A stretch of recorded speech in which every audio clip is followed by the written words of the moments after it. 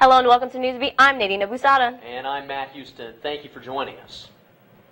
According to an ESPN report, LSU men's basketball coach Johnny Jones will be fired after the upcoming SEC tournament. This follows a dismal season by the Tigers with a school record of 15 straight game losses. LSU men's basketball went 10-20 this season and tied Missouri for last place in the SEC.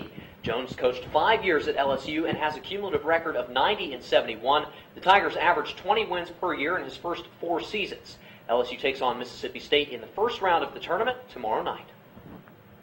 Some Confederate monuments may not be a part of New Orleans for much longer. Bidding begins Tuesday to remove 4 monuments, including Robert Lee PGT, Beauregard, the Battle of Liberty Place, and Jefferson Davis. Major Mitch Landrieu called this a win for the city's inclusiveness and said it affirms that the New Orleans can control its own property. However, supporters of the statue say it's a major loss and integral parts of the city's colorful history. Landrieu said the monument will be preserved in city's owned warehouses until a, quote, appropriate place is found to display them. New Orleans will use the private money to remove the monuments. And on other news, after the devastating floods in August, the surrounding business owners find it difficult to revamp, but one Denham Springs restaurant got back into its feet. Tiger TV reporter Hunter Lovell has the story. Hands up! Denham Springs businesses are slowly coming back to life after the Great Flood in August. But for Big Mike's Sports Bar and Grill owner Mike O'Neill, business is thriving thanks to a golden opportunity given to him by Spike TV's popular show, Bar Rescue. I mean, what they did, started working on it on a Wednesday and Sunday night about 5:30. The place was done, and it was absolutely amazing what they had done. O'Neill's restaurant took on 64 inches of water during the flood, and he also lost his house across town. He battled against the odds with the help of Bar Rescue to reopen his restaurant in mid-October. We feel very blessed, as tragic as it was, to come out the way we did. It's not the way you want to go about things. It's not the way you dream about things. But we were very lucky to be open as fast as we were. But not all businesses in the area were so lucky. Denham Springs Councilman Jeff Wesley fears that some local shop owners may not be coming back. They were faced with trying to repair everything, and in some cases they had flood insurance, in some cases they didn't. And so it was a really big hit to them. The Wesley estimates it will take 2 years for the city to be back in full force. He's confident Denham Springs can rebuild to be better than what it used to be. I was looking out of my kitchen window the other day and I saw the azaleas blooming and other flowers coming out, and it reminded me that spring is coming and it's a new beginning. Wesley points to Big Mike's as a prime example of just how much potential the city has. For O'Neill, that's just another indication of how important it is to stay positive in times of crisis. It was just the cards that were dealt to us, so we just counted our blessings and looked at the positive instead of the negative and just kept getting up every day and putting one foot forward. A new birth for a resilient community. For Tiger TV, I'm Hunter Lovell. Wesley says around 50% of businesses in the area have already returned. After recent disasters like flooding in those parishes, FEMA has denied additional public aid to some areas in South Louisiana. Reporter Josh Riddlebarger has more. Louisiana has had numerous severe weather conditions occur this past year, including flooding and tornadoes.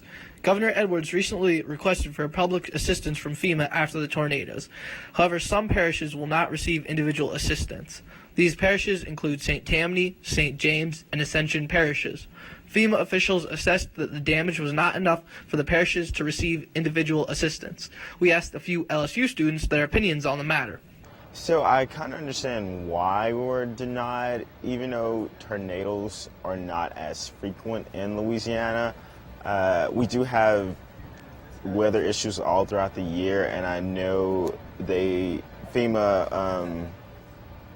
that gives money to us for like the flooding or the rain that happened last year. FEMA's always done that. They really don't try and always help. They say they do, but then at the same time, even with the floods and stuff, they denied a lot of people. They didn't let a lot of people, and they're still not helping a lot of people. It doesn't surprise me at all with what they're doing. They've always done this. They just don't want to give out as much money as they need. They try and budget it and lower it as little as possible. They really don't care what people's situations are. For Tiger TV, I'm Josh Riddlebarger.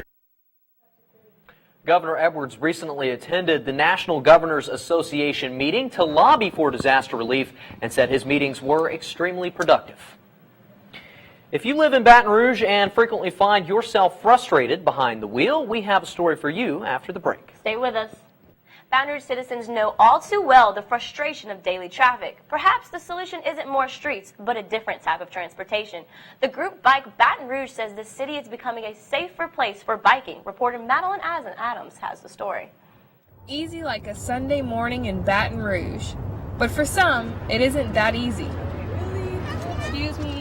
LSU student Jessica Dowden only rides around the University Lakes. That's the only place she feels is safe enough to bike. Because this is more of like a neighborhood feel instead of biking on the street where there's a lot of cars. Baton Rouge is known for its heavy traffic, making it more difficult for bikers to get around. However, according to a recent City Stats survey, 39% of people in Baton Rouge would consider biking to work if the city had better biking trails. Doug Moore with the group Bike BR says that new city infrastructure is making it safer for those who want to bike. That's really the best thing that a city can do to make riding a bike safer. While there is no data confirming how many people bike in the city, Moore says that if more people bike, it will make bike safety a priority in Baton Rouge. The more people that ride, the safer it is. Safety in numbers.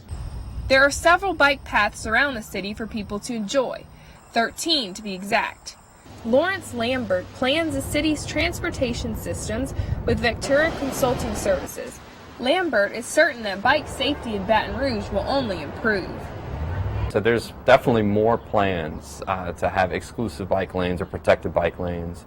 And certainly we've seen more of those Share symbols, which is a communication to drivers say, share the road and expect bikes. A new program called Bike Share would allow subscribers to pick up and drop off bikes at stations around the city. That is set to start this year and will have a station at LSU. For Tiger TV, I'm Madeline Adams. For LSU students who would like to try biking, the UREC provides free bike rentals for 24 hours. It's National Pancake Day, and after the break, we have a story that should flip you over. Pancake lovers rejoice. Today marks National Pancake Day. As you can see, I have pancakes, but your flapjack fix is for free. Until 7 o'clock tonight, both Baton Rouge IHOP locations are offering a free short stack of original pancakes free of charge to celebrate the annual event. The national chain has labeled the holiday as Pancakes with a Purpose, with the ultimate goal of raising $3.5 million for childhood illnesses. While the pancakes won't cost you anything, IHOP is requesting that you donate to a charitable cause made. This offer is available for dining guests only. You know, these pancakes are pretty good. They must be. You're really enjoying them. That is all the time we have for today. You can keep up with us on social media, and we're always online at lsunow.com. I'm Matt Houston. And I'm Nadine Obusada. Thanks for watching, and above and beyond, have an amazing day, Tigers.